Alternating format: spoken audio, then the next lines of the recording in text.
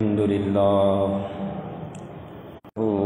ونستعينه ونستغفره ونؤمن به ونتوكل عليه ونعوذ بالله من شرور أنفسنا ومن سيئات أعمالنا من يهده الله فلا مضل له ومن يضلله فلا هادي له ونشهد أن لا إله إلا الله وحده لا شريك له ونشهد أن سيدنا وحبيبنا ومولانا محمدا عبده ورسوله صلى الله تعالى عليه وسلم. أما بعد فأعوذ بالله من الشيطان الرجيم. بسم الله الرحمن الرحيم. إنا أنزلناه في ليلة مباركة صدق الله العظيم وصدق رسوله النبي الكريم الأمين. قال النبي صلى الله تعالى عليه وسلم: أتدرون لما سمي شعبان؟ الله ورسوله أعلم. قال النبي صلى الله تعالى عليه وسلم: يتشعب منه خير كثير. أو كما قال النبي صلى الله تعالى عليه وسلم: إن الله وملائكته يصلون على النبي يا أيها الذين آمنوا صلوا عليه وسلموا تسليما. اللهم صل على سيدنا ومولانا محمد عدد ما في علم الله صلاة دائمة بدوام ملك الله. اللہ جل جلالہ واتم برہانہ وعظم شانہ کی حمد و ثنا سرکار فخر کائنات قائد المرسلین خاتم النبیین احمد مجتبی جناب محمد مصطفیٰ صلی اللہ تعالیٰ علیہ وسلم کی بارگاہ میں ہدیتاً تحفتاً محبتاً اخلاصاً عقیدتاً درود و سلام کا نذرانہ پیش کرنے کے بعد اس رب ذوالجلال کا فضل و کرم کہ اس نے آج کا مقدس دن جمعۃ المبارک ہمیں دیکھنا نصیب فرمایا. اللہ رب العزت آج کے دن کی تمام برکتوں سے ہم سب کو مالا مال فرمائے.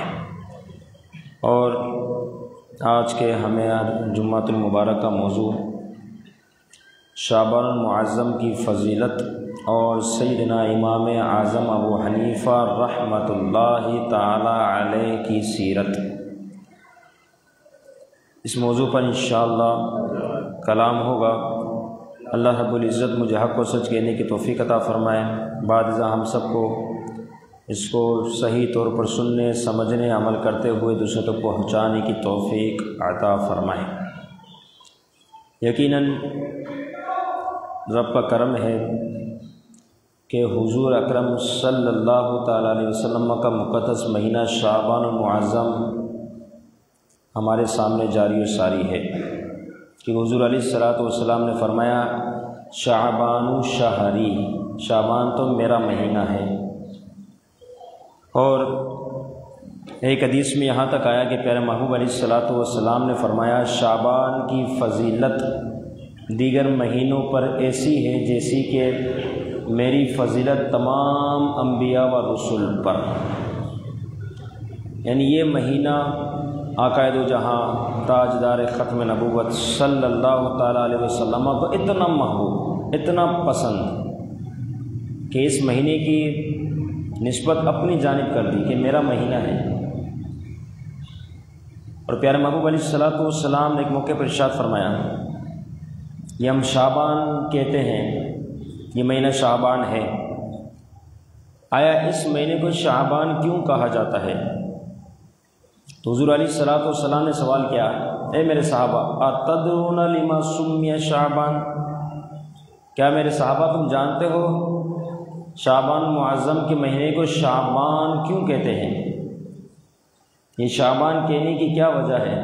صحابہ نے عرض کیا اللہ و رسولہ اعلم، اللہ اور اس کا رسول ہی بہتر جانتا ہے۔ قال النبی صلی اللہ تعالیٰ علیہ وسلم، حضور علیہ الصلاۃ والسلام نے فرمایا یتشعب منہ خیر کثیر، شعبان کو شعبان اس وجہ سے کہتے ہیں کہ اس مہینے میں خیر کثیر پھیل جاتی ہے، بھلائیاں پھیل جاتی ہے، یتشعب پھیل جاتی ہے۔ اس پھیلنے کی وجہ سے جو خیر ہے کثیر ہے، اس وجہ سے اس مہینے کو شعبان کہا جاتا ہے۔ یوں اگر دیکھا جائے تو شعبان معظم میں 5 حرف ہیں، شین، عین، با، الف، نون۔ سیدنا غوث اعظم شیخ عبد القادر جیلانی رضی اللہ تعالیٰ عنہ فرماتے ہیں کہ ہر حرف کے بدلے، اور وہ کیا بدل ہے؟ فرمایا شین کے بدلے شرافت، عین کے بدلے عزت، علو، بلندی، با کے بدلے بر، نیکی، احسان، الف کے بدلے الفت، محبت، اور نون کے بدلے نور۔ تو حضور غوث اعظم فرماتے ہیں اللہ رب العزت اپنے بندوں کو شعبان معظم کے ان 5 حروف کی برکت جو یہ اسماء گنوائے گئے، اللہ تعالیٰ یہ تمام چیزیں اپنے بندوں کو عطا فرماتا ہے۔ تو یقیناً بڑا محترم مہینہ ہے، بڑی شان والا مہینہ ہے شعبان معظم۔ اور توریت شریف کے اندر اس طرح نزہۃ المجالس کے اندر بھی ایک روایت ہے، توریت شریف کے اندر تو یہ موجود ہے کہ جو شخص شعبان معظم کے پورے مہینے میں کسی بھی وقت اس دعا کو پڑھ لے، بڑی مختصر دعا ہے لیکن فضیلت و ثواب کے اعتبار سے بہت عرفہ والا ہے۔ فرمایا جو شخص اس کو پڑھ لے، اللہ رب العزت ایسے شخص کی 1000 سال کے گناہوں کو معاف فرماتا ہے اور 1000 سال عبادتوں کا ثواب عطا فرماتا ہے، اور جب قبر سے اٹھایا جائے گا تو اس کا چہرہ بروز محشر 14ویں کے چاند کی طرح چمک رہا ہوگا۔ وہ کیا دعا ہے؟ مختصر دعا ہے، لا الہ الا اللہ ولا نعبد الا ایاہ مخلصین لہ الدین ولو کرہ الکافرون۔ ریکارڈ پر بھی ہے، آپ دوبارہ بھی اس کو سن کے یاد کر سکتے ہیں۔ یہ ہمارا معمول ہو کہ شعبان المعظم کا جب آغاز ہو تو ہم اس دعا کو پابندی کے ساتھ روز پڑھ لیں۔ 10 سیکنڈ لگتی مشکل سے پڑھنے میں، اب میرے ساتھ پڑھ لیں، اللہ تعالیٰ تمام کو حفظ کی توفیق نصیب فرمائے۔ لا الہ الا اللہ ولا نعبد الا ایاہ مخلصین لہ الدین ولو کرہ الکافرون۔ انشاءاللہ رب تعالیٰ کے فضل سے اس مقدس گھڑی اور اس مقدس دن کے صدقے اللہ تعالیٰ ہمیں یہ برکت نصیب فرمائے۔ شعبان المعظم کے مہینے کے ساتھ ساتھ 2 شعبان المعظم جن کا دن گزرا، سید الائمہ، امام الائمہ، سراج الائمہ، امام اعظم ابو حنیفہ نعمان بن ثابت رضی اللہ تعالی عنہ کا عرس گزرا اسی مہینے کی 2 تاریخ۔ ہم در حقیقت رب کے فضل سے حنفی کہلاتے ہیں، تو حنفی ہونے کے اعتبار سے ہمیں اس چیز سے بخوبی واقف ہونا چاہیے کہ ہماری امام کی کیا سیرت ہے، ہمارے امام نے اپنی زندگی کیسے گزاری۔ آپ دیکھیں امام شافعی کو ماننے والا شافعی کہلائے گا، امام مالک کو ماننے والا مالکی کہلائے گا، امام احمد بن حنبل کو ماننے والا حنبلی کہلائے گا رضوان اللہ تعالیٰ علیہ مجمعین، اور امام اعظم ابو حنیفہ نعمان بن ثابت رضی اللہ تعالیٰ عنہ کو ماننے والا حنفی کہلائے گا۔ اب حنفی ہم نے اپنے نام کے آگے لکھا کہ ہم حنفی ہیں الحمدللہ، یعنی تقلید امام اعظم ابو حنیفہ رحمۃ اللہ تعالیٰ علیہ کی کرتے ہیں فروعی مسائل میں، جن مسائل میں انہوں نے اجتہاد فرمایا قرآن و حدیث سے۔ یہ 4 مجتہد گزرے ہیں جن کا نام میں نے آپ کے سامنے ذکر کیا، چاروں ہی مجتہد حق پر ہیں، اس لیے ہم چاروں ہی امام کے بارے میں دعا کرتے ہیں۔ لیکن یہ بات یاد رکھے، ڈاکٹر اگرچہ سارے ہی صحیح ہو لیکن کسی ایک ڈاکٹر کی دوا کو استعمال کیا جاتا ہے، ایسا نہیں ہوگا کہ سب ڈاکٹروں کی دوا ایک ساتھ پی لی جائے۔ تو اسی طرح یہ چاروں ائمہ مجتہدین برحق ہے جن پر اجتہاد کا دروازہ کھولا گیا۔ قرآن و حدیث کو انہوں نے جس طرح سمجھا ہم اس جانب پہنچ ہی نہیں سکتے۔ جو اللہ نے انہیں ذہن عطا فرمایا، انہیں سوچ عطا فرمایا، انہوں نے اپنی سوچ اور سمجھ کے ساتھ قرآن و حدیث سے مسائل کو استنباط فرمایا۔ تو پھر اس حوالے سے ہم حنفی ہیں تو ہمیں امام اعظم ابو حنیفہ رحمۃ اللہ تعالیٰ علیہ کے حوالے سے معلوم ہونا چاہیے۔ تو 2 شعبان المعظم آپ کا یوم عرس گزرا، آپ تابعی بزرگ ہے، 20 کے قریب آپ نے صحابہ کرام رضوان اللہ تعالیٰ علیہ مجمعین کی زیارت کی ہے، اور 80 ہجری آپ کی پیدائش اور 150 ہجری آپ کا یوم وصال، یعنی ہجری کے اعتبار سے یوں دیکھا جائے تو 70 سال کی مختصر آپ کی زندگی ہے۔ امام مالک رحمۃ اللہ تعالیٰ علیہ سے کسی نے پوچھ لیا، کیونکہ آپ بھی امام مجتہد ہیں، مالکیوں کے بڑے امام، کہ امام اعظم ابو حنیفہ رحمۃ اللہ تعالیٰ علیہ کے حوالے سے آپ کیا فرماتے ہیں؟ آپ نے فرمایا یہ ستون دیکھتے ہو، پلر، فرمایا اگر یہ امام اس ستون کو کہہ دے سونا ہے تو اپنی دلیلوں سے ثابت کر کے بتا دیں گے ہاں حقیقت میں یہ پلر مٹی کا نہیں بلکہ سونے کا بنا ہوا ہے۔ یہ کس اعتبار سے؟ فرمایا اللہ نے انہیں یہ علوم و فنون عطا فرمائے ہیں، اور آپ نے اپنی زندگی میں 55 مرتبہ حج ادا فرمایا۔ 55 مرتبہ، 70 سال کی زندگی ہے، 55 مرتبہ حج ادا کیا ہے۔ 16 سال کی عمر تھی، اپنے والد ماجد کے ساتھ حج کے لیے جاتے ہیں، وہاں پہنچتے ہیں، دیکھتے ہیں ایک شخص ہے، بزرگ ہے، لوگوں کو درس دے رہا ہے۔ آپ نے اپنے والد سے اجازت طلب کی میں ان کے قریب چلے جاؤں، بڑا رش لگا ہوا ہے۔ آخرکار جگہ بناتے ہوئے وقت کے امام اعظم ابو حنیفہ رحمۃ اللہ تعالیٰ علیہ اس بزرگ کے قریب پہنچتے ہیں۔ وہ کون تھے؟ وہ در حقیقت حضور علیہ الصلاۃ والسلام کے صحابی عبداللہ بن حارث رضی اللہ تعالیٰ عنہ تھے، صحابی رسول۔ امام اعظم نے سوچا میں ذرا سمجھوں، سوچوں، دیکھوں کہ کیا بات کر رہے ہیں۔ حضور کے صحابی عبداللہ بن حارث رضی اللہ تعالیٰ عنہ ہیں۔ قریب گئے تو کیا سنتے ہیں کہ عبداللہ بن حارث رضی اللہ تعالیٰ عنہ فرما رہے ہیں کہ رسول اکرم صلی اللہ تعالیٰ علیہ وسلم نے فرمایا کہ جس کی دین کو یا جس کو اللہ تعالیٰ دین میں سمجھ بوجھ عطا فرماتا ہے، جس کو اللہ دین میں سمجھ بوجھ عطا فرماتا ہے، ایسے شخص کی فکروں کا علاج میرا رب خود فرماتا ہے۔ فکر، سوچ۔ اور فرمایا کہ پیارا محبوب نے یوں بھی فرمایا کہ جب فکروں کا علاج اللہ فرماتا ہے تو پھر اسے اس جگہ سے رزق عطا فرماتا ہے جہاں سے اس کا گمان بھی نہیں ہوتا۔ تو یہ دیندار جو لوگ ہیں، جو دین سمجھنے والے ہیں، جن کو اللہ رب العزت نے یہ ذہن، سوچ، سمجھ اور فکر عطا فرمائی ہے کہ وہ دین حاصل کرتے ہیں، تو ان کے بارے میں پیارے محبوب علیہ الصلاۃ والسلام کا عبداللہ بن حارث رضی اللہ تعالیٰ عنہ کی روایت سے یہ حدیث کے حوالے سے خوشنودی خبر، خوشخبری ہے کہ دین کی سمجھ حاصل کرنے والا شخص کوئی معمولی نہیں۔ فی زمانہ آپ کے سامنے پرفتن دور ہے، کیسے کیسے معاملات ہیں۔ اس میں بھی وہ خوش نصیب والدین ہیں جنہوں نے اپنے بچوں کو دین کے لیے وقف کیا ہے۔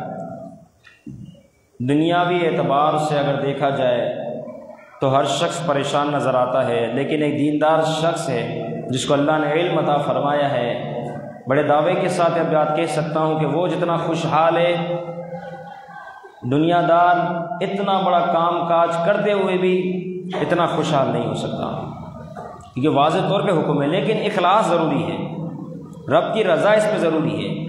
دنیا داری مقصد نہ ہو، اپنی واہ مقصد نہ ہو، اپنے نام کا بلند ہونا اور چرچا ہونا مقصد نہ ہو، یہ ساری باتیں نہ ہو تو اس کو برکت نصیب ہوگی۔ اخلاص، رب کی رضا، بچے کو جب دین کی تعلیم دی جائے اسے بھی سمجھایا جائے بیٹا یہ اللہ کی رضا کے لیے فقط، خاندان میں اعلان نہ کروایا جائے میرا بچہ ایسا میرا بچہ ویسا، نہیں، کوئی حاجت ہی نہیں ہے، کیا ضرورت پڑ گئی؟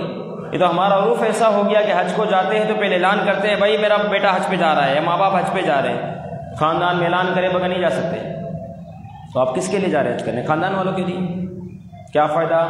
جان بھی ضائع، مال بھی ضائع، کیا فائدہ ہوا جبکہ اس کا کوئی ثواب ملنا ہی نہیں۔ یہ تو رب کی رضا کے لیے ہونا چاہیے بس۔ نیت، انما الاعمال بالنیات، اعمال کا دار و مدار تو نیتوں پر ہے۔ نیت کیا ہے آپ کی؟ تو فرمایا اس کی فکروں کا بھی علاج اللہ فرماتا ہے جس نے دین کا حاصل کیا، جس کو اللہ نے دین کی سمجھ دی ہے۔ اب جب فکروں کا علاج اللہ فرماتا ہے مطلب یہ ہوا کہ اسے وہاں سے رزق عطا فرماتا ہے۔ آپ دیکھیں دیندار لوگوں کی روزی میں اللہ کتنی برکت دیتا ہے، کتنی برکت ہوتی ہے، ہمارے سامنے کے سارے معاملات ہیں۔ تو فرمایا اسے وہاں سے رزق دیتا ہے جہاں پر اس کا گمان بھی نہیں، کیونکہ یہ دنیا میں رہتے ہوئے اگرچہ دنیا میں ہے لیکن آخرت کے بارے میں سوچنے والا ہے، اس لیے یہ بے شمار اس سے برکت نصیب ہوئی۔ اسی طرح میرے امام کا بھی یہ حال تھا، امام کی بھی یہ شان تھی، امام اعظم ابو حنیفہ رحمۃ اللہ تعالیٰ علیہ، بہت بڑے تاجر تھے۔ اب دیکھو دین تجارت سے منع نہیں کرتا، اگر ایسا ہوتا تو امام اعظم کا بھی تاجر نہ ہوتے، اتنے بڑے تاجر تھے کہ آپ سمجھ لیں کہ جمعۃ المبارک میں جو آپ جبہ پہن کر آتے تھے فی زمانہ اس کی قیمت لاکھوں میں ہوا کرتی تھی، لاکھوں میں، اتنا مہنگا اعلیٰ ترین جس کو کہا جائے وہ لباس زیب تن کر کے آتے تھے۔ تو یہ بڑا یہ تکبر کے حوالے سے نہیں، اللہ نے جو نعمت دی اس کا اظہار ہے، اس کا چرچا ہے۔ واما بنعمت ربک فحدث، اپنے رب کی نعمت کا خوب چرچا کرو، تو یہ تو چرچا ہے، اظہار ہے، شکر ہے اس کا۔ اسی طریقے سے دنیا بھر میں آپ کی تجارت تھی، کپڑے کا آپ کا بہت بڑا کاروبار تھا، دنیا بھر میں آپ کے نمائندے موجود تھے۔ نام کیا؟ وقت کے امام اعظم حنیفہ رحمۃ اللہ تعالیٰ علیہ۔ تو دینداری کے ساتھ دنیا داری بھی ہے، لیکن اصل حیثیت آخرت کے اعتبار سے کہ آخرت کمانی ہے۔ ایک شخص کو آپ نے بھیجا تجارت کی غرض سے، بہت بڑا معلومات اس کے پاس تھا۔ اب اس وقت درہم و دینار کی کیا قیمت ہوگی؟ آج کہاں سے کہاں تک معاملہ نکل گیا۔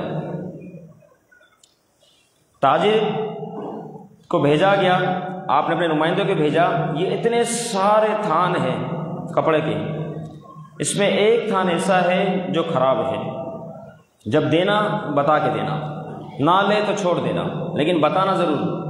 وہ تاجر لے کر گیا، سودا کیا اس نے، عین اس موقع پر بتانا بھول گیا، سارے تھان دے دیے، مال فروخت ہو گیا۔ واپسی پر جب امام اعظم ابو حنیفہ رحمۃ اللہ تعالیٰ علیہ کی بارگاہ میں آیا اور عرض کرنے لگا حضور 30,000 درہم میں یہ سیل ہوئی ہے، کتنی بڑی رقم بن گئی، 30,000 درہم۔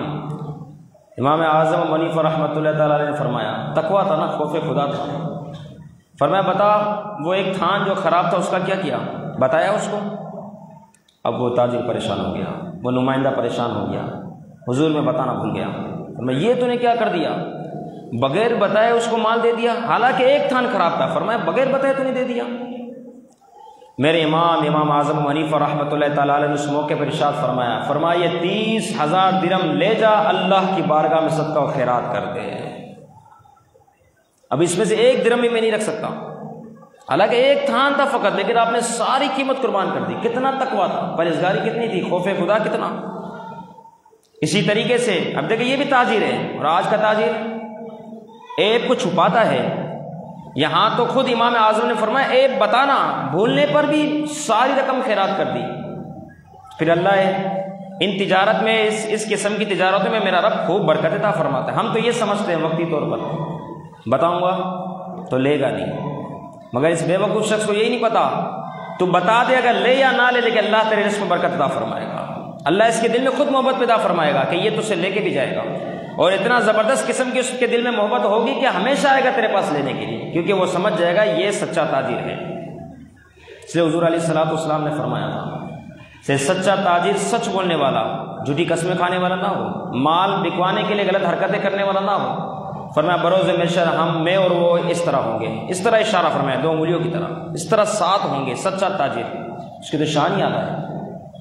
سچا تاجر ہوگا تو نماز بھی پڑھنے والا ہوگا، عبادت بھی کرنے والا ہوگا، رب کو راضی بھی کیا ہوا ہوگا اس نے، یہ سارے معاملات ہوں گے اس کے ساتھ۔ تو فرمایا اس کی یہ شان ہے۔ اسی طریقے سے امام اعظم ابو حنیفہ رحمۃ اللہ تعالی علیہ کے سامنے کچھ اس بات کی وضاحت ہوئی، فرمایا ایک بکری یہاں سے چوری ہو گئی ہے، جانور چوری ہوتے رہتے ہیں، کیا ہو گیا اس میں؟ لیکن آپ نے یہ نہیں فرمایا، آپ نے فرمایا اچھا، پھر آپ نے فرمایا اچھا یہ بتاؤ بکری کتنے سال زندہ رہتی ہے؟ آپ سے عرض کیا گیا 7 برس، 7 سال تک بکری زندہ رہتی ہے۔ تو میرے امام اعظم ابو حنیفہ رحمۃ اللہ تعالیٰ نے اس موقع پر ارشاد فرمایا کہ بس آج سے ہمارے ان خادموں کو کہہ دو کہ 7 سال تک بکری کا گوشت نہ خریدے۔ کتنا خوف تھا، خوف خدا۔ کیوں؟ کیا وجہ بن گیا؟ ہم تو پیسے دے کے مال لیں گے، گوشت لیں گے۔ فرمایا نہیں، بات یہ ہے کہ ہو سکتا ہے کہ یہ چوری کی بکری اس کے پاس آ گئی ہو اور وہ ہمیں پیسوں کے عوض فروخت کر دے اور اس کا نوالا بنائے اور ہم کھا جائیں۔ فرمایا 7 سال تک بکری کو نہ خریدنا۔ اسی طریقے سے عبادت کا وہ ذوق و شوق تھا، ہمارے بزرگان دین نے بڑی اپنی زندگی میں اس طرح عبادت الوقت گزارا، یہ خوف خدا ایسے نصیب نہ ہوا۔ آپ کے بارے میں آتا ہے کہ 40 سال تو آپ کے ایسے گزرے جس میں عشاء کے وضو سے نماز فجر کو آپ نے ادا فرمایا، مسلسل عبادت۔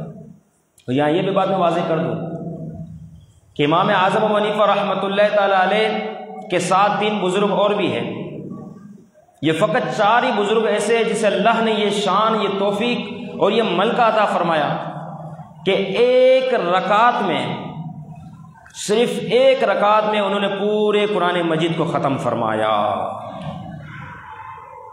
ایک رکعت۔ عثمان غنی رضی اللہ تعالیٰ عنہ، سعید بن جبیر رضی اللہ تعالیٰ عنہ، تمیم داری رضی اللہ تعالیٰ عنہ اور امام اعظم ابو حنیفہ رحمۃ اللہ تعالیٰ علیہ، یہ 4 بزرگ دنیا میں سے گزرے ہیں جن کی یہ شان ہوئی۔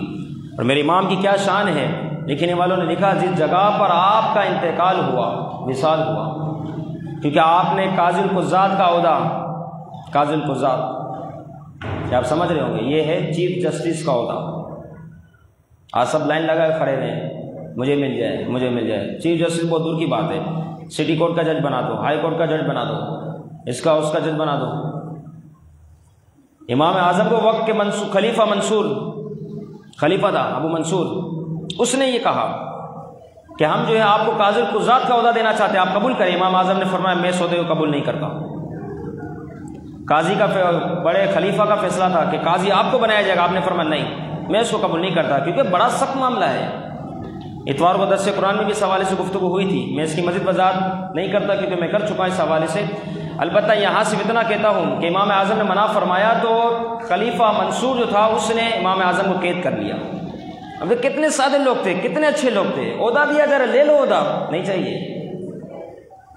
حالانکہ مال و متاع کی کوئی کمی نہیں، تقوی اخلاص بلند و بالا درجے پر فائز، لیکن نہیں چاہیے عہدہ۔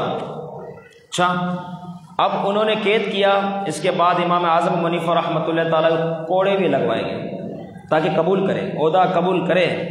پھر آخر کار نہ مانے تو پھر جو ہے وہ زہر دے دیا گیا۔ اس زہر کا اتنا اثر ہوا کہ سجدے کی حالت میں میرے امام اعظم ابو حنیفہ رحمۃ اللہ تعالیٰ علیہ اس دنیا فانی سے رخصت ہو گئے، سجدے کی حالت میں۔ تو آپ کے بارے میں لکھا گیا جس جگہ پر آپ کا وصال ہوا اس جگہ پر میرے امام اعظم ابو حنیفہ رحمۃ اللہ تعالیٰ علیہ نے 7000 مرتبہ ختم قرآن کیا، 7000 مرتبہ۔ یہ ان کی شان ہے، اللہ نے کشف کا علم کے ساتھ فرمایا۔ وضو کرتے تھے تو اطراف میں جو لوگ وضو کرتے تھے ان کے جسموں سے جو پانی اترتا تھا میرے امام اس پانی کو دیکھتے تھے اور ان کو پتہ چل جاتا تھا کہ اس بندے نے کیا کیا گناہ کیے ہیں۔ ایسا کشف اللہ نے آپ کو عطا فرمایا تھا کہ پانی گزر رہا ہے، کہتا ہوا جا رہا ہے، امام اعظم دیکھ رہے کہ یہ بندہ زانی ہے، سود خور ہے، حرام خور ہے، یا یہ کام کرنے والا ہے، وہ کام کرنے، سارا پانی بتا رہے، جسم سے ٹپکنے والا پانی جب نالی سے گزر رہا ہے تو امام اعظم ابو حنیفہ رحمۃ اللہ تعالیٰ علیہ کی نظر اس پانی پر ہے، وہ پانی بتاتا ہوا جا رہا ہے۔ یہ کشف کا علم تھا۔ بصارت تو ہے، آپ مجھے دیکھ رہے ہیں، میں آپ کو دیکھ رہا ہوں، لیکن بصیرت وہ اعلیٰ ترین شے ہے کہ جب بندہ دیکھا جائے تو اس کے اندر کا سب باطن ظاہر ہو جائے۔ باطن واضح ہو جائے، اس کو کہتے ہیں بصیرت۔ اللہ تعالیٰ ہمیں بصیرت سے مالا مال فرمائے۔ تو یہ وہ بصیرت تھی۔ اس کے بعد جب اس امام کی کیا شان ہوگی جس کی آنکھیں پانی پر پڑتی ہے تو پانی کے اندر کے حال دیکھ لیتے ہیں، تو جب وہ آنکھیں قرآن مجید پر پڑتی ہوگی تو کیا کچھ دیکھ لیتی ہوگی، کیا کچھ نظر آ جاتا ہوگا۔ آخری بات امام شافعی رحمۃ اللہ تعالیٰ علیہ کے حوالے سے فرماتے ہیں، جب مجھے کوئی تکلیف ہوتی ہے، پریشانی ہوتی ہے، مسئلہ کوئی پھنس جاتا ہے، وہ مسئلہ ایسا ہوتا ہے جو حل نہ ہو رہا ہو، تو میں نیت کرتا ہوں اور امام اعظم ابو حنیفہ رحمۃ اللہ تعالیٰ علیہ کی قبر انور پر پہنچ جاتا ہوں، وہاں جا کے 2 رکعت رب کی بارگاہ میں پیش کرتا ہوں اور امام اعظم ابو حنیفہ رحمۃ اللہ تعالیٰ علیہ کے وسیلے سے دعا کرتا ہوں، اللہ رب العزت کے فضل و کرم سے وہ مسئلہ میرا حل ہو جاتا ہے۔ اللہ رب العزت ان کے مزار پر انوار پر کروڑوں رحمت و برکتوں کو نزول فرمائے، ان کی سیرت کو اپنانے کی توفیق عطا فرمائے، تقوی خوف خدا ہمیں نصیب فرمائے، اور سچا تاجر بننے کی ہم سب کو امام اعظم کے صدقے توفیق عطا فرمائے۔ وما علینا الا